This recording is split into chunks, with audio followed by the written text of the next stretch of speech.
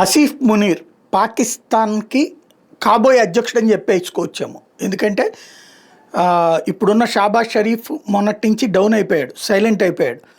ఇమ్రాన్ ఖాన్ వర్గం తొక్కివేయబడింది.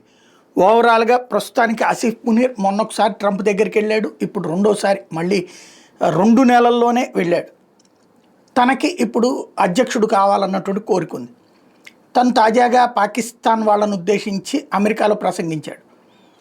ఈ సందర్భంగా సింధు జలాలని భారత్ ఆపేయబోతోంది, ఆల్రెడీ ఆపేసింది, కొంత డైవర్ట్ చేసుకుంది. ఇంకా వర్షాలు వరదల కారణంగా కంట్రోల్ చేయలేని పరిస్థితికి కారణం ఏంటంటే అక్కడ ఏ వంతెనలు లేకపోవడం అన్నట్టు. రిజర్వాయర్లు కట్టడానికి ఆల్రెడీ ప్లాన్ చేసుకుని ఉన్నాం. ఆ రిజర్వాయర్లు కడితే అణుబాంబులతో పేల్చేస్తాం లాంటి హెచ్చరికలు, అణ్వస్త్రాలు ఉన్నాయి మా దగ్గర, అది గుర్తుపెట్టుకోండి అన్నటువంటి హెచ్చరికలు. వాడికి మొన్ననే పాపం బుద్ధి ఇంకా రాలేదనుకుంటా. ఆ అణ్వస్త్రాన్ని బయటికి తీయడానికి కూడా వీలు లేకుండా కైరానా హిల్స్లో ఎట్లా కొట్టామో చూశారు.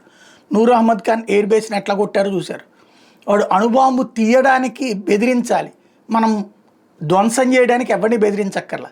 సరిగ్గా అణుబాంబుని వాళ్ళ దేశంలోనే పేల్చేయగలం, అది మొన్ననే చూపించాం. కానీ ఆ పరువు పోయినటువంటి దాన్ని కవర్ చేసుకోవడానికి మరొకసారి బెదిరింపు.